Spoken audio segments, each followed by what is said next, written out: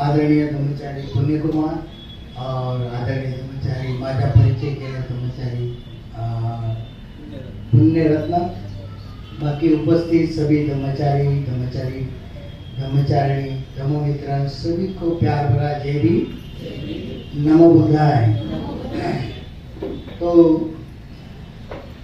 मेरा कोई प्रवचन देने का वो नहीं था, तो मैं तो बोलते ही रहता हूँ। तो मैंने तय किया था कि इधर हूँ तो मुझे क्लास में सुनने को मिलेगा, तो मैं सुनने आया था। तो लेकिन मुझे सुनाने को ही बिठा दिया, तो मेरा सुनना रह गया। तो यानी कभी कभी जैसा हम सोचते वैसा होता नहीं है।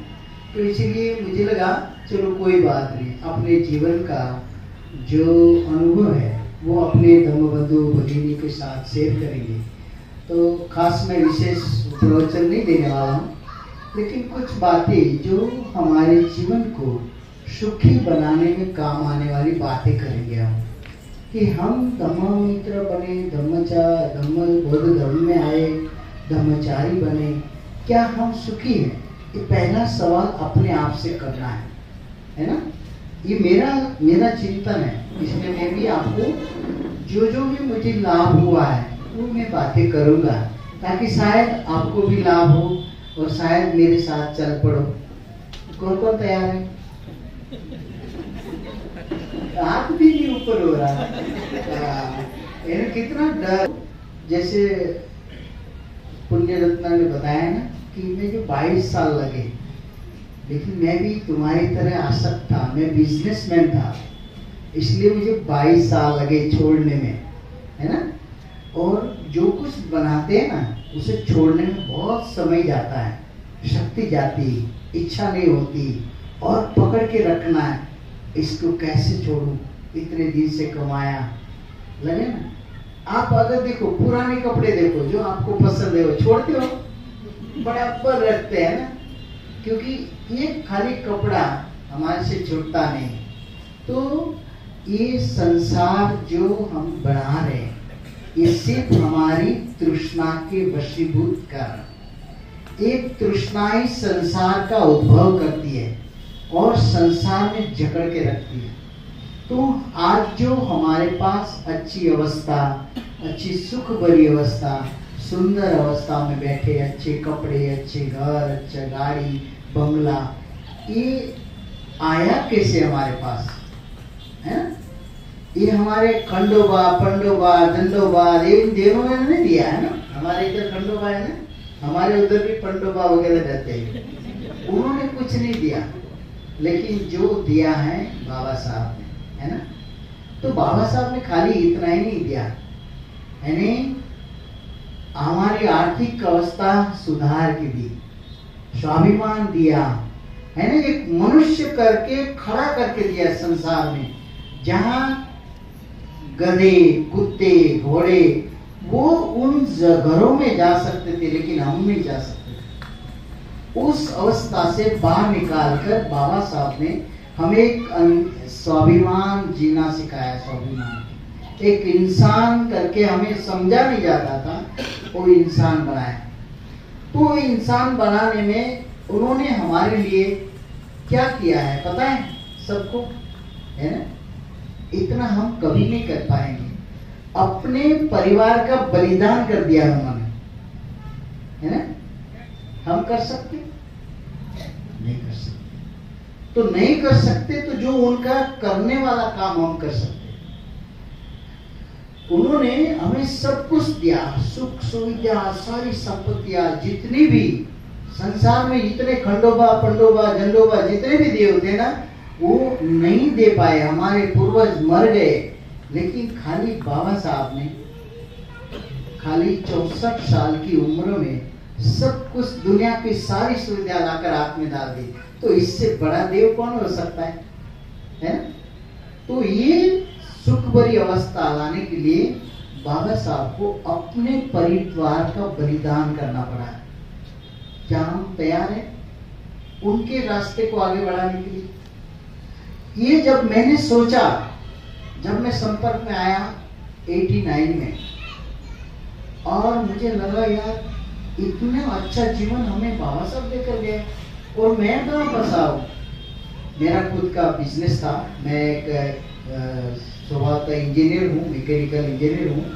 मेरी खुद की एक फैक्ट्री थी बोलवाल की, जो स्टेनलेस स्टील का। उस जमाने में मैं पुणे, बॉम्बे, चेक कर्नाटक में हुबली तक मार्केटिंग करने जाता था। तो मेरा ये बिजनेस के चक्कर में मैं संघ के कांटेक्ट में आ गया। अहमदाबाद सेंटर में आता था और फिर कांटेक्ट में हुआ। तो वो पहला ब्रह्मचारी सुमन और बरगोदी आप जानते, बाकी लोग नहीं जानते, बहुत ही अच्छे थे। उन्हीं के संपर्क से मेरा एक नया बदलाव, नया जन्म कह सकते कि उन्हीं की जो बातें सुन सुन के मुझे मेरे में परिवर्तन आया कि हमें सच में कोई एक व्यक्ति इतना बड़ा परिवर्तन कर सकता है।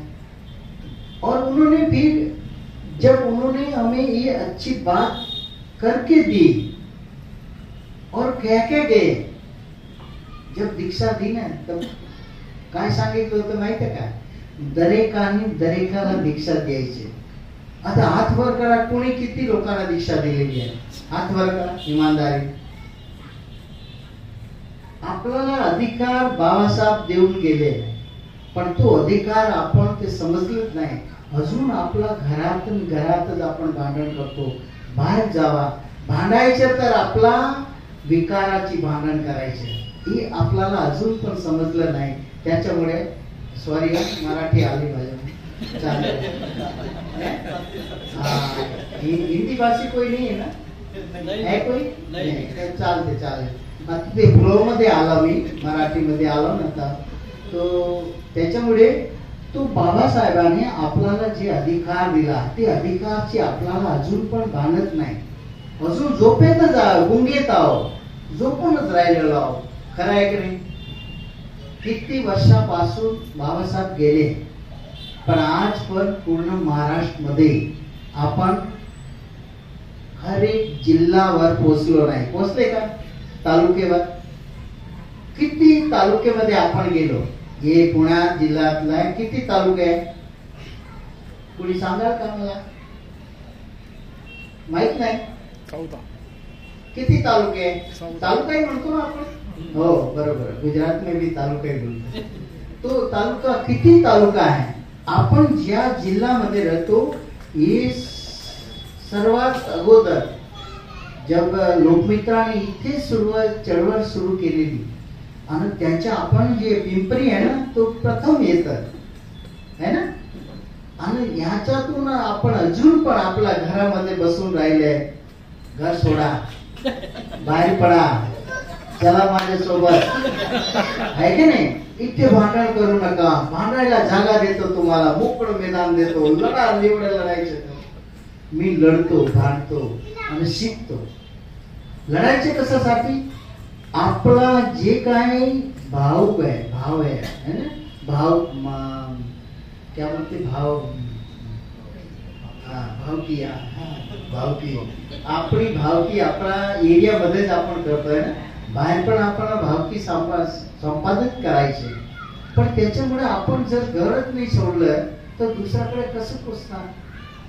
आता जर बघा, मी आलोच नसेल, तुम्ही तुमच्याशी भेट झालीच नसतं माझी, तो मला इथे यावं लागलं, इथे येऊन राहावं लागलं, इथे जे काही आहे इथे त्याच्या समोर जावं लागलं, परिस्थितीच्या समोर जावं लागलं। आणि तो परिस्थिती तुम्हाला घडवतं, तुम्हाला शिकवतं, तुम्हाला ते संसारामध्ये स्ट्रॉंग बनवतं। आणि तसंसाठी मी व्हेरी साय पर्सन होती, मला बोलता पण येत नव्हतं। जेव्हा मी धर्ममित्र झालो ना, तेव्हा माझे मनोगत विचार आहे, मी जय भीम करून बसलो, जय भीम करून बसलो, बोलतात नाही। आणि आता मला थांबवतात लोक, आता बस झालं, बसा की। कारण काय? तो ऊर्जा दिली, कोणी दिली? बाबासाहेबांनी। आणि तो बुद्धाचे धम्म आपल्या जवळ आलं ना, तो ऊर्जा आपल्या मध्ये बाहेर निघायला तयार असतं। पण जे काही आपल्याकडे चांगली ऊर्जा आहे ना, त्याचा आपण वापर नाही करत। तर ह्याचा वापर काय करतो? एकाची चाळी, चुगली, निंदा त्याच्यामध्ये आपण करतो, वाटोडा लावतो एका दुसऱ्याचं। हे वाटोडा लावायचं, पण जे काही बाहेर लोकी आहे, जे काही फसलेले लोक त्यांना बाहेर काढायला हवं।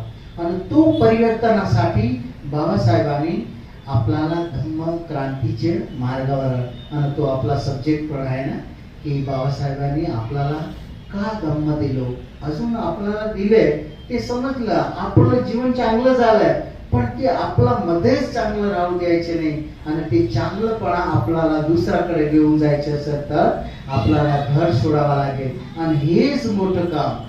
आता तुम्ही विचारा, जर बाबासाहेबांनी घर सोडलं नसतं ते काही बॅरिस्टर झालं असतं, कोलंबिया गेले असते है ना, बाहेर जाऊन ते त्यांच्या फायदा कोणी घेतला जास्त, त्यांच्या परिवाराला जास्त फायदा नाही झाला तेवढं काम करून, ते सगळं आपल्यासाठी झालंय. आणि तो जो काही आपण त्यांच्या जे फायदा घेतो आणि तो आपल्या घरामध्येच ठेवतो, बाहेर वाटप नाही. वाटप करायची गरज आहे.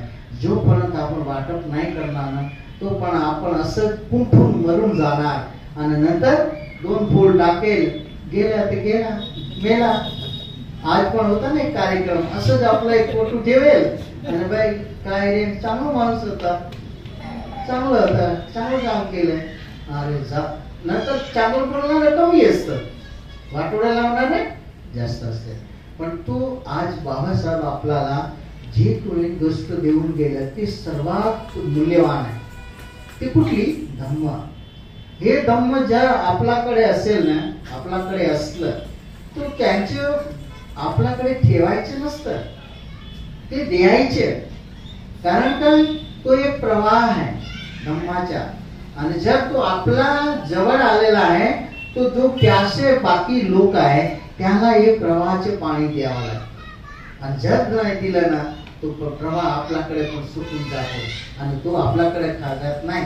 खाली ये कपडे राहणार, निळे राहणार, निळे कुर्तेवाले, हे निळे कुर्तेवाल्याचे वाटोळच लावणार आहे बघा कसं आहे, निळे कुर्तेवाले आहे ना, असं म्हणतो लोक बोलतात, सगळीकडे बोलतात. पण तो आपला जवळ ते लोकांनी बोलले पाहिजे, हे निळे कुर्तेवालेच चांगलं काम करतात असं बोलतात. आता जसं भंतीनी 4 गोष्ट सांगितलेली आहे, माहित आहे ना तुम्हाला? 4 भेट वस्तू है ना, त्याची एक भेट वस्तू आहे, रेगिस्तान मध्ये फूल खिलवायचे. तो काम करतो मी. जिथे कोणी जात नाही, जिथे कोणी काही सायच नाही, ती जगामध्ये जातो. कारण भांडण नाही, काही नाही, मोकळ मनाने जे लोकांना समजवायचं ते आपण आपल्या मनापासून समजून सांगू शकतो. इथे राहणार तो ये मला करू देणार नाही, असं नाही करायचं, चुप करा, त्याला माहित नाही मी करतो, हे मी मोठापणा, त्याच्यामुळे आपलं मागेच राहिलं. अजून पण मी मुळेच आपण मागे आहोत. आणि तो मी जर सोडायचं असेल तो घर सोडायला पाहिजे, आपण बाहेर पडावं लागणार. आणि जोपर्यंत आपण बाहेर नाही पडणार ना, तो पण बाबासाहेबांची धम्मक्रांती तिथे सामून राहील, आणि तो धम्मक्रांती आपला मुळेच नष्ट होईल. जेव्हा इतिहास लिहायला लागणार कोणी, तर बोलेल हे कोणी दबवली, तर आपलं नाव येईल, है ना, येईल की नाही? तर त्याच्यामध्ये आपलं नाव सुवर्ण अक्षरामध्ये लिहिलं पाहिजे. एक होता, त्यांनी जाऊन हे काम केले, एक बाई होती त्यांनी जाऊन तेवढ्या लोकांना सांगितलं, तो काम आपल्याला जवळ करायचं. बघा बाबासाहेबांनी भिक्षू काम करत नाही है ना, तो त्यांनी बुद्ध और उनके धम्म का भविष्य उस किताब में लिखा है की भिक्षू कामाचा नाही है, तर त्याच्यासाठी परिवर्तन करून सांगायचे की आधुनिक भिक्षू व्हायला पाहिजे. आपण आधुनिक भिक्षू मध्ये येतो का? जे काही ब्रह्मचारी बसलेले आहेत त्यांना विचारतो, आपण काय आधुनिक बाबासाहेबांच्या मनाचे भिक्षू आहे, ते विसरू नका. ते विसरलं ना त्याच्यामुळे आपलं काम होत नाही. पण तो आपण आधुनिक भिक्षू म्हणून काम करायचं, मतलब एक नवीन धम्मसेवक, ही बाबासाहेबांची इच्छा होती. आणि जर नवीन धम्मसेवक जर बसून राहिलं ना, तेव्हा बाबासाहेब तिथे पण आपण दुःखच देणार है ना, की मी काय केलंय, त्यांना बदनाम केलं. हे पण ते तर तसंच आहे ना, हे ते लाल होता कपडा हे निळा पडून बसलंय, पण तो पण कामाचा नाही, तर त्यांना दुसरं पर्याय शोधावं लागेल. असं करू देऊ नका, है ना. आपल्यामुळे होणार की नाही होणार. तो परिवर्तन कशामुळे येतो, परिवर्तन कसं आणायचं, बाबासाहेबांनी एवढं मोठं परिवर्तन कसं आलं? त्यांनी स्वतःचं परिवर्तन केलं. स्वतःचे सगळी जे वाईट गोष्टी होती त्यांना सोडून टाकलं. नवीन गोष्टी भरून राहिल्या, सगळे नवीन गोष्टी त्याने धारण केली आणि तो आपल्याला सांगून गेले आणि आपल्याला एक मार्ग चिंतून गेले की हे मार्गीच तुम्हाला सुखाचे सवड येऊन जाणार. आणि त्याच्यासाठी आपल्याला बुद्ध धम्म आणि संघ. तो बुद्ध म्हणजे काय आपल्याला सर्व माहित आहे, धम्म म्हणजे काय तो पण माहिती आहे, संघ म्हणजे काय तो पण माहिती आहे. पण त्यांना व्यावहारिक दृष्टीमुळे आपण कसं त्यांचे आचरण करतो, व्यावहारिक दृष्ट्यामुळे जे काही बुद्धाची जे चांगली गोष्ट आहे ते जर आपण धारण करले ना तर आपण घरामध्ये बसू शकणार नाही. पण विचार करावा लागेल की आपण किती धारण केलेली आहे. हे मला जेव्हा समजलं ना तेव्हा मी लगेच, आणि ते माझ्या घरचे एक अनुभव सांगतो. जेव्हा मला वाटलं ना की आता बाबासाहेबांनी आपल्यासाठी एवढं केलं तर मला आता काय करायचं नाही, तेव्हा माझ्या लग्नाची तयारी करायची. माझे आई वडील, मी तेव्हा उमरलायक होतो, 20 वर्ष. माझे खूप सुंदर फैक्ट्री होती, काम शुरू झाला होता. एक मेरा किराने का स्टोर भी था, यानी बहुत सारा बिजनेस था. बड़े भाई साहब की सर्विस थी. तो अब ये सारा देख के पिताजी को लगा कि अभी इसकी शादी करनी चाहिए, है ना. जो शादी करने वाले बुरा नहीं मानना, जो कर रहे हैं उनके लिए मैं शुभेच्छा देता हूँ, शुभेच्छा कहता. नहीं तो बोलेंगे यार ये क्या हमारे बच्चों को भगा नहीं रहा है, ये भूत तो भागा है, हमारे बच्चे को भगाए. तो असं नाही. पण तुला मी वडिलांना विचारलं की तुमच्याकडे 2-3 मुलं आहे, एखाद्यानं जाऊ द्या ना, काय प्रॉब्लेम. तो कोणी आई वडील म्हणणार की जा तू, असं बोलणार का? नाही म्हटलं. तो मी विचार केला आता ह्यांना कसं विचारायचं, ह्यांना कसं ते परिस्थितीचं वास्तव दर्शन कसं करायचं. मी एक दिन माझे वडील और मी दोनों मित्र सारखंच राहायचे. आम्ही एक खुर्चीवर बसतो, पहिले मी बसू शकत पण नव्हते. तो मी मित्र सारखं राहायचे. आणि मी त्याने विचारलो तू माझ्या पाठीमागे लागले, मुली शोधलेली आहे, तू हा म्हण, तुला काय प्रॉब्लेम आहे. मी काय ठीक आहे. फिर मी विचार केला की असं वेळ आलेली आहे तर विचारलो. एकदा आम्ही फिरत वडिलांना घेऊन जात होतो आणि वडिलांना विचारलं की असं मी तुम्ही माझ्या पाठीमागे की शादी करा लावलेलं आहे, परंतु मी तुम्हाला विचारतो पण त्यांचे खरं उत्तर दिलं पाहिजे. तुम्ही जर खरं उत्तर दिलं तुम्ही अंधी बोबडी लुली लुंगडी कशी असेल त्याचं चालेल, मी करून दे, पण चांगलं सही बोललं पाहिजे तुम्ही. ठीक आहे मी बोलला मोठा भाऊला तुमच्याकडे त्यांना नोकरी आहे, माझी फॅक्टरी आहे, लहान भाऊ आहे, वो ते अपने किराणे की दुकान है, सगळं व्यवस्थित, स्वतःचं घर आहे, सब कुछ आहे. आता तुम्हाला हे बघून तुम्ही खरेखर सुखी आहात का ते सांगा. तुमच्या जीवनामध्ये हे सगळं केलं, तुम्ही जे काही करून आलाय आता हे सगळं तुमचं मुलं चांगलं आहे, पण तरी सुद्धा तुम्ही सुखी आहात का हे एवढं सांगायचं मला. आता सांगा मला काय उत्तर दिले असेल सांगा. तुमचे अनुभवी आहे सगळे, तुमचे मुलं पण आहे की नाही. मी पण मुलासारखंच विचार केले त्यांना, पण त्यांच्या डोळ्यातून पाणी आलं, उत्तर देऊ शकलं नाही. तो मी बोललो तुम्ही जर काय पाहिलं नाही तर मला कसा नाही खड्ड्यात टाकतात, मला तर राहू दे मोकळं. बस एवढं एक प्रश्नामुळे माझं जीवन सुखी झालं. पण ही एवढी हिंमत आली कुणामुळे आली, धम्मामुळे आली. आणि त्याच्यामुळे मी वाचलो आणि 95 मध्ये हे घर सोडून गेलो. मी 95 ला मी घर सोडलं. तेव्हा माझ्या आई वडिलांनी पाठीमागे काय केलं, जेवण सोडलं, जेवण सोडून दिलं. आम्ही मरून जाईल, तू परत नाही आलं. आता काय करायचं, बरं संकटात आलो. जसं बुद्ध गेले होते तशीच परिस्थिती माझ्या घरात. माझी बहिणी त्याने पण बोललं तुम्ही नाही आलं तर आम्ही मरून जाऊ. आणि ते बहुत प्यार करते ते, म्हणजे लहानपण से उनके. तो मला बऱ्या संकट मध्ये आता काय करायचं, फिलिंग एक काय म्हणतात जणजणीत कणकणीत एक लेटर लिहिलं. मी बोलला बुद्धाने असं सांगितलं की जे काही कर्म करतो ना त्यांचा परिणाम त्यांच्यावरच असतो असं बुद्ध सांगतात. ते मला कळालं आहे. आता मला काय माहित नाही, मी तुमचं काही बुरं करून गेलो नाही, तुमची वाट काही लागली नाही आणि तुमचं काही नुकसान पण नाही केलं. मी माझ्या फक्त 4 कपडे पेरून गेलो होतो, मी बाकी काय घेतलं नव्हतं, सगळं सोडून दिलं. आणि नंतर शांत झालं एका लेटर मध्ये. ते धम्मची किती पावर है ना. फक्त हे लिहिलं की जे काही कर्म करेल, मी तर काही तुमच्या वाईट कर्म नाही केलंय तुमच्यासाठी, नाही काय मी असं नुकसानीवाला कर्म केलं तुमच्यासाठी, पण मी माझं जीवन तुम्ही जगायचं ते अधिकार माझा आहे ना. मी तुमच्याकडून काय मागत नाही, ना जमीन ना जायदाद ना पैसे काहीच नाही घेतलं. आणि मी तेव्हा गेलो. आज माझ्याकडे एवढं मित्र आहे, एवढं घर आहे, एकच घर सोडलं 1000 घर भेटले मला. बघा ना, सोडा तुम्ही काय समजतं काय नाही सोड, तरी पण नाही म्हणत एवढं सांगून पण काय माहिती झालं नाही. करा हातवर करा जरा. अरे या की एक पण नाही, एवढं सांगून सुद्धा पण नाही. तर आता माझ्याकडे 1000 घर आहे.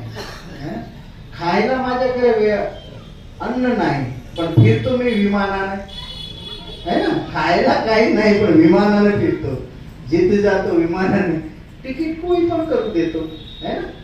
पण मी बोललो हे माझं काम नाही, हे मला नको. मला ते धम्म जोपर्यंत माझ्याकडून घेत नाही तोपर्यंत मी त्यांचं दान पण घेत नाही, त्यांना दान पण घेत नाही मी. त्यांना माझ्याकडून जे धम्मामुळे त्यांना जीवनमध्ये सुख आलं पाहिजे तोपर्यंत मी घेत पण नाही कोणाची. तो असं माझ्या वडिलांना बघा 76 वर्षची उम्र मध्ये त्याने खंडोबा पंडोबा सगळं सोडून त्याला धम्ममित्र बनवलं. माझ्या वडिलांना माझ्या वडीलनी माझ्यासोबत भाजेमध्ये 1.5 महीना साथ रखे, दोनों साथ में रहते, धम्ममित्र बनाए, सुबुद्धि के हाथों दीक्षा दिलाई है ना. और फिर बाद में मेरी माँ को मैंने खुद ही दीक्षा दी. अभी 13 अक्टूबर का वो भी बेचारी चली गई उनका. आज उन्हीं के पुण्य कर्म के कारण मैं इस जन्म अच्छी तरह से यूज कर रहा हूँ, है ना, लोगों को फायदा दे रहा हूँ. तो आज मैं कहीं अभी हमारी बहन जी हैं जो पाटन से आई है ना, मेरे मन में था अभी भी खेड़ जाऊंगा तो मिलने जाऊंगा, लेकिन योग इधर ही मिल गई है ना. तो उन्होंने पहचान लिया, बहन जी ने, जो वीर जी की बहन जी है उनको उन्होंने पहचान लिया. मैंने देखा नहीं था चेहरा इस वजह पीछे की. तो इन्हें कहने का मतलब कि मैं जहाँ भी गया हूँ वहाँ मेरा परिवार बना है. मैंने एक परिवार छोड़ा, हजारों परिवार मिला. आप भी सोच सकते हैं लेना ही अलग परिवार नहीं हो रहा, ठीक है. तो परिवर्तन करना है, ये बात है परिवर्तन की. यही बाबा साहब हम सभी के जीवनामध्ये ये प्रेरणा का स्रोत आहे. हम साऱ्या जीवनाचा स्रोत ही बाबासाहेब आहे ना. बुद्ध आपल्याकडे नाही ना, बुद्धाला आपण बघितलं नाही, बुद्धाने आपल्यासाठी काय केलंच नाही. केलं काय बुद्धाने काय नाही केले, पण बुद्धाने जे बाबासाहेब वर परिणाम झाला आणि बाबासाहेबने जे स्वतंत्र, समता, बंधुता, करुणा, प्रज्ञा हे जे काही सगळं आहे ते बुद्धाकडून त्याने घेतले. आणि तो त्याच्यामुळे आपलं बुद्धं शरणं गच्छन्ति. साधा बुद्ध आपला बुद्ध ही है, बाबा साहब ही है ना.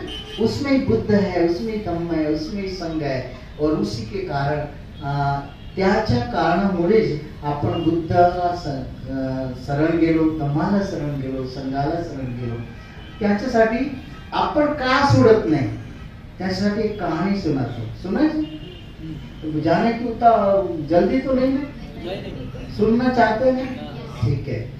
तो कहानी के नंतर तो तयार हो जाओगे. आज सगळ्यांना आम्हाला एक बनवूनच जायचं. जस्ट जॉक का, बाकी आपकी इच्छा है.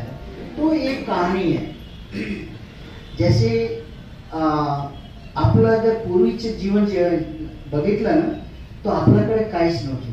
तो काळात आपण सर्व जंगलातून लाकडी आणि काष्ट कापून आपलं जीवन जगायचं आहे ना, तसंच एक लकडहारा जंगलात मध्ये जात होते आणि रोज ते जंगलातून जे लकडीच्या भारा आणून तो विकून त्यांच्या पैशातून आपलं जीवनचं निर्वाह करायचं आणि त्याच्यामुळे त्यांची परिवार पण बरी मुश्किल आणि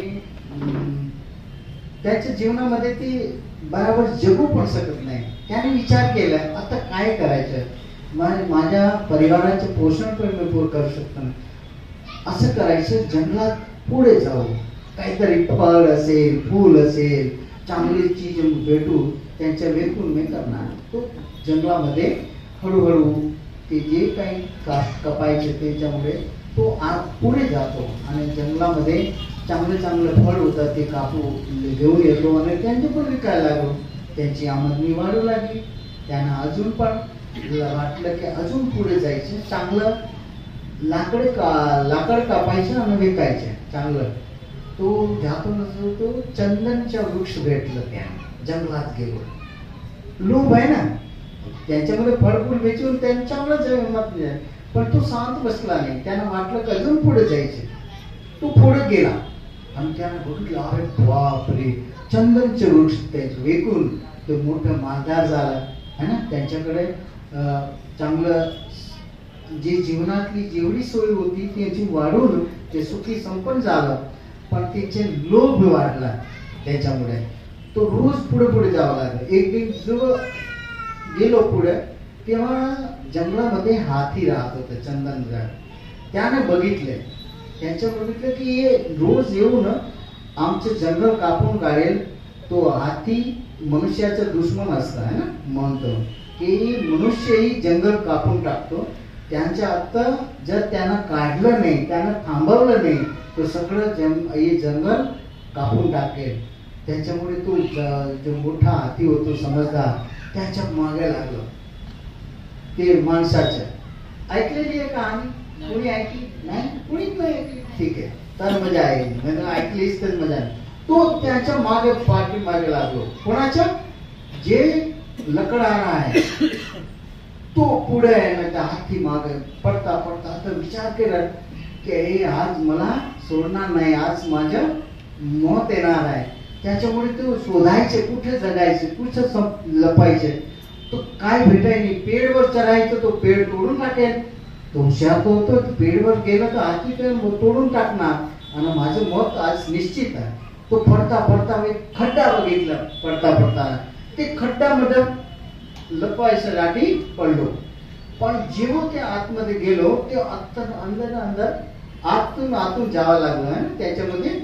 तो त्याने विचार केला आता मोठा खूप लागताय ना, काय म्हणतात कुवा म्हणतो है ना, वीर. हा वीर बावडी. हा ते त्याने बघितलं. तो जेव्हा त्यांना वाटलं की मी खाली जाऊन मरून टाकेल, त्यांच्या हात लावलं थांबायसाठी. एक बेल आली. बेलला काय म्हणतो? बेल. हा बेल पकडली त्यानं आणि बेल पकडून तो लटकलं. त्याला जान में जान आली. वर गेलं तो ऊपर हाती आहे. अंदर बघितलं त्याची खड्डा नव्हता, पण थांबू शकेल. त्याने विचार करून बघायला लागलो तिथे तिकडे. आणि जो बघत ते गेलं ना, त्यांची जड होती ना, तिथे उंदीर मामा त्यांची जड कापत होते. जेवढ कापली गाती बसलं. तिथून आलो आणि पळाला तो विहीर मध्ये बेल अटकलो आणि उंदीर मामाने बघितलं तोच बेल कापतो, त्याच्यामुळे तो मरणारच. उपर मौत इथे मौत. तो त्याने विचार केला. तो परत बघायला लागलो दुसरं काय करायचं, तर त्यानं काय बघितलं नाही आणि तो अजून खाली बघायला लागलो. तो बघता बघितलं तो मोठा अजगर मुंग पाडून बसलेला. अरे बापरे, देवारे देवा काय करायचं. त्याला देव आठवून आला. तो का आता करायचं तर काय, ऊपर हाती इधर वेल आणि परत ते ऊपर करता बघितलं ना, तो ऊपर डिंगार. काय म्हणतात ते मधमाखीचे मोठं होतं डिंगार. मधाचे पोळं असतं पण जंगली मध असतं ना, त्याच्यामध्ये मोठं आग्या पण वेगळं असतं. आग्या पिवळं असतं पण हे लाल और पिवळ्याचं मिक्स असतं, मोठं असतं, डंगार होतं आणि त्याचे मध एकदम मिठाव. तो देखता अरे हे पकडे त्याच्यामध्ये हिरू लागलं आणि ते जरा खाली आली तो पण खाऊन टाकेल आणि त्यांच्याकडे सगळीकडे मोती मोत दिसायला लागली. आता काय करायचं? तो बघतो आणि तो पण विचार करत होतो ना, तेव्हा बघतो की हे जर जास्त वेळ पकडून अडकून राहील तो मोतच आहे. उंदीर मामाने सगळे काम करून टाकाय, तो पण तो शोधायला लागला. अशी अवस्थामध्ये जेव्हा त्याने वेळ पकडली त्याच्यामध्ये तो जो मधुचा पुडा हो ना हल्ला आणि त्याच्यातून एक थेंब आला खाली, ठाक करके त्याच्या ओठवर पडलं आणि त्यानं वाटलं उलटा लागलं आणि जर जीभ लागली. वा, मीठ, एवढं मीठ गोड गोड वाटलं आणि तो त्याच्या विसरला की मी लटकून ठेवलेला नीचे अजगर आहे, इधर उंदीर मामा काम करता है और ऊपर हाथी बघत आहे. चारों ओर मौत के बीच में भी वो सगळं विसरलंय. कुणामुळे? मधामुळे. एकच थेंब पडली आणि तो हळूहळू त्यांची जो वेल होती ना, मामाने उंदीर मामाने काम करून टाकलंय आणि तो हळूहळू नीचे जाऊ लागला.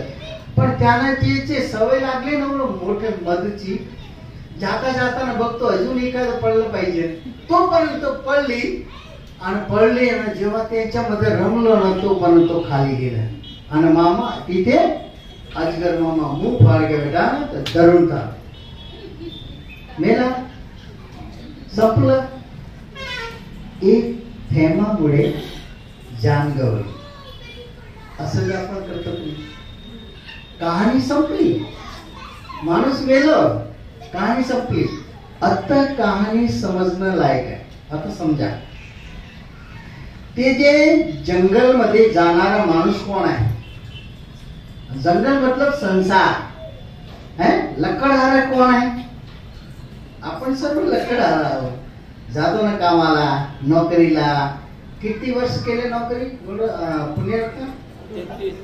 35 वर्ष है ना. 33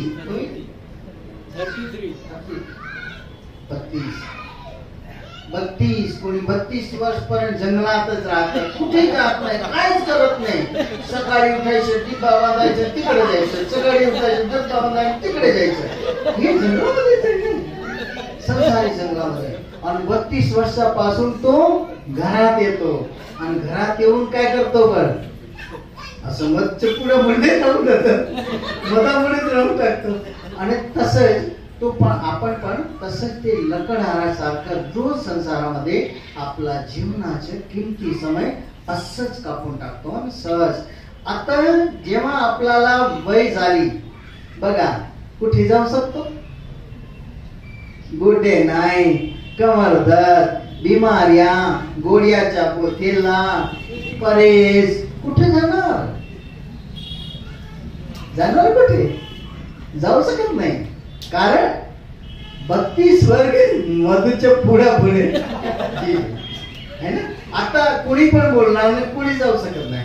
तो कहाणी अशी आहे की जो माणूस आहे आपण ते असंच ते माणसं लाकडासारखं आपण जंगलामध्ये संसारात है ना. आपण संसार बनवलं तर जंगलच आहे. हे जंगलामध्ये सगळ्यांना भीती वाटतं की नाही वाटतं है ना.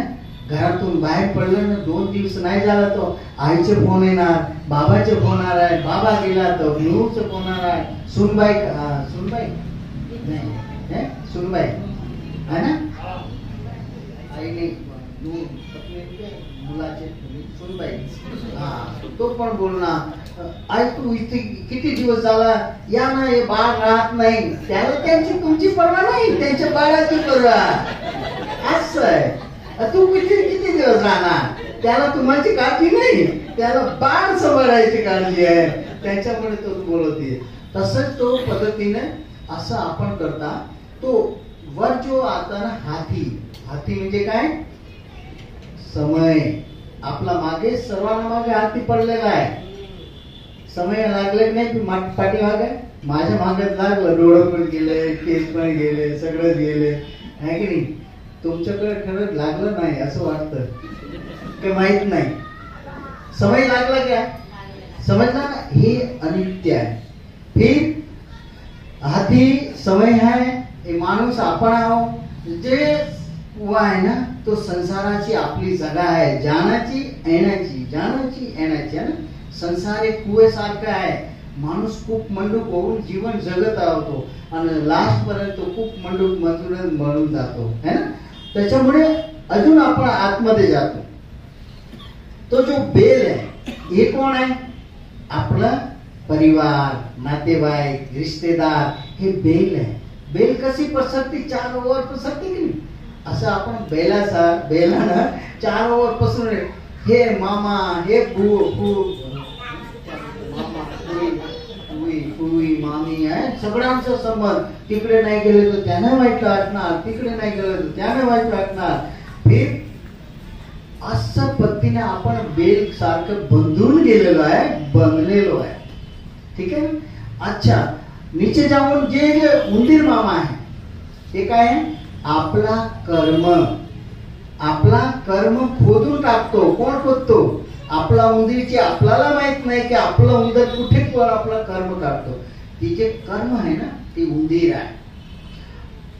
ती चौथी ऊपर जो मधुपुड़ा है ना, ये मक्खी आहे ना, ये क्या है बता सकते? हे आपला मनाची जो आसक्ती आहे ना मधुमाख्यासाठी, एक सोडली दुसरी सोडली तिसरी, असंख्य विचार जशी आहे ना आपला मनमध्ये ध्यान मध्ये बसताना मधुमाख्यासारखं गुंजतक नाही. ध्यान करता की नाही? विचार पडलं मला तर काही माहित नाही, तुम्हीच खोटं बोलतो का असं वाटतं. मधुमाख्यासारखा विचार नाही येतो? बोला ना, करता असं येतं की नाही? तो काय तुम्हाला एखादा दंड जास्त मारत का नाही? मधुमुखी लागत नाही आपल्याला. कारण का ती मधाचं रस आहे ना ती ओळख मिठ वाटत है ना. आणि ती जो हनी आहे ना, हनी थेंब, हे है अज्ञान. एक अज्ञानाच्या बुंदासाठी त्याने बुंदी एकी थेंब थी ना, एकच थेंब. हे जर नाही घेतली असती तो त्यांच्या जीवन जगू शकत असलं, वाचू शकत असतो.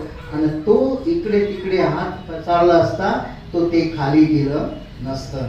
तो समजला कहाणी? असंच आपलं जीवन आहे आणि असंच आपण मरून जाणार आहे. एक थेंबासाठी अजून पण सकाळ तो संध्याकाळ, संध्याकाळ तो सकाळ है ना. उठताना संध्याकाळ, उशीर झाला, आला नाही, काय झालं, विवाह झाला, असं पद्धतीने आपलं जीवन जगत 60 तर गेलेच. किती आहे 60 वाले? मी तर आहेच. और कोण आहे 60 वाले? 60 वाले है ना. हे जर 60 गेले ना, आता चांगलं पद्धतीने विचार केला पाहिजे. हे परत मिळणार नाही. हे गेले. आता जे काय ना बोनस आहे, काय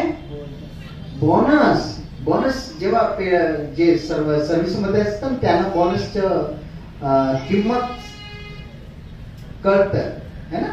बोनसची किंमत काय? जेव्हा आपलं कमी पगार होतो तेव्हा घरामध्ये 4-5 भाऊ पुरा परिवार चालवायचं, पैसा नाही, जेव्हा बोनस दिवाळीमध्ये भेटायचे, बरोबर आहे ना, पुण्यात ना है की नाही. मकान बनवायचं तर किती वर्ष लागलं, आता बनलं है की नाही, खरं आहे की नाही.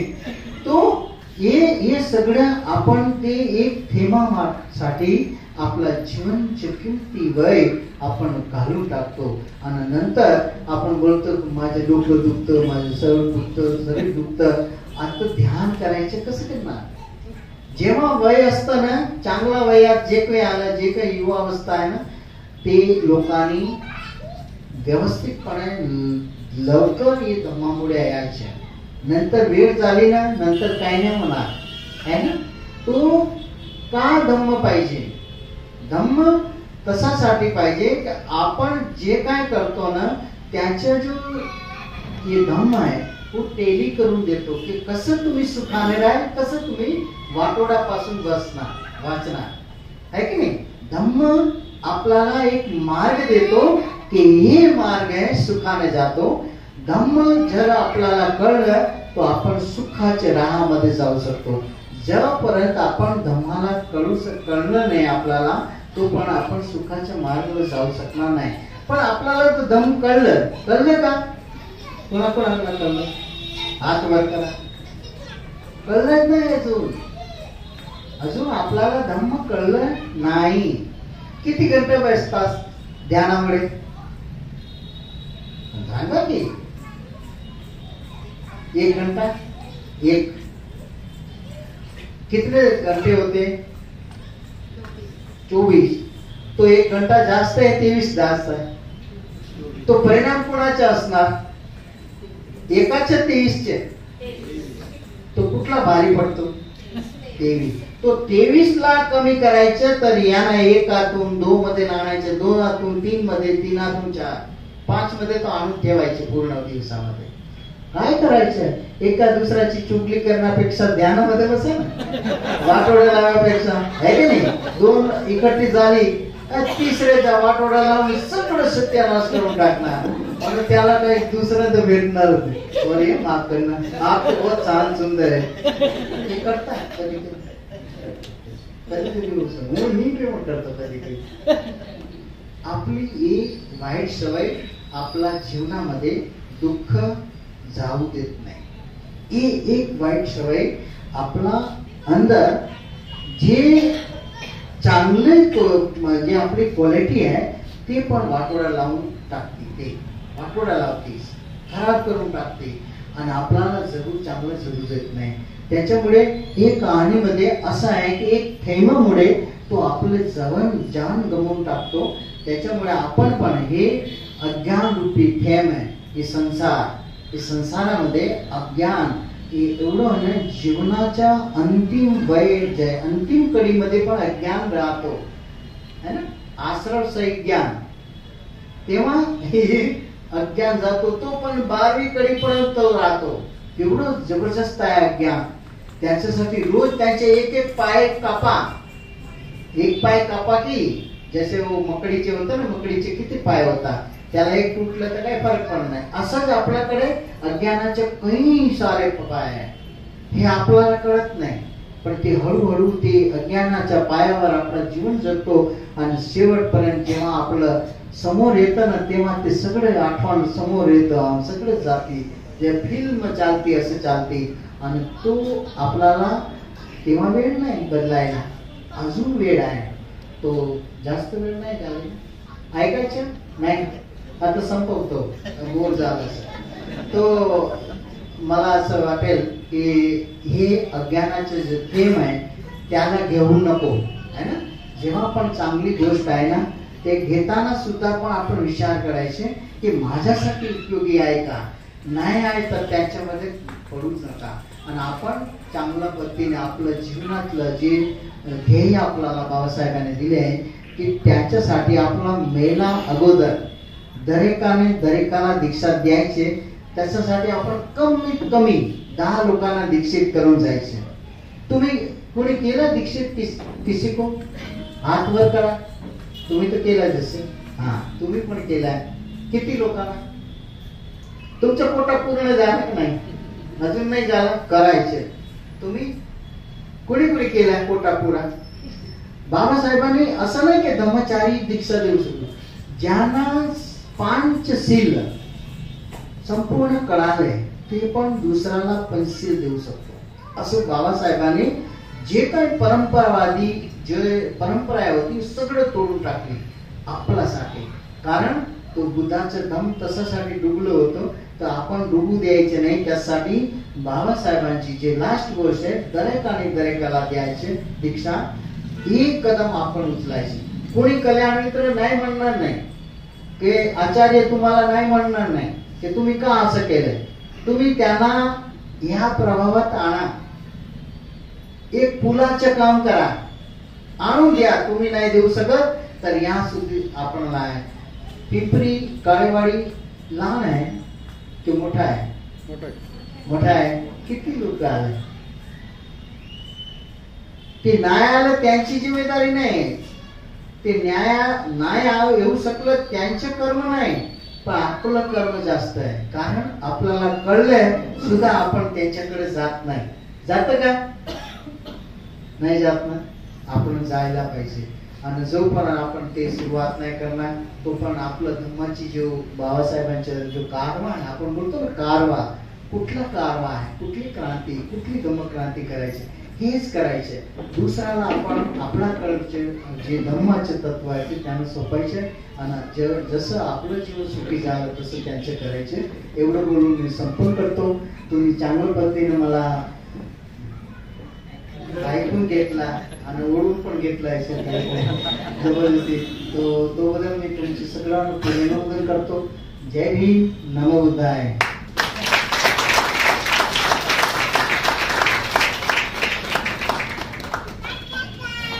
काहीतरी वाटोडा लावला असेल तर माफ करा, माझी मराठी एवढी चांगली नाही, तो बदल त्याच सांभाळून घ्यायची. जे काही वाईट गोष्ट आहे ते इथेच मला देऊन जा, चांगली गोष्ट घेऊन जा. तर धन्यवाद वज्रध्वज. खरोखरच वज्रध्वजांनी जे आज आपल्याला मार्गदर्शन केलं किंवा जे प्रवचन दिलं ते खरोखरच आपल्या वास्तववादी जीवनावर दिलं. त्यांनी बाबासाहेबांपासून सुरुवात केली आणि आपण कशा पद्धतीने जीवन जगतो आहोत किंवा बाबासाहेबांनी आपल्याला धम्म का दिला.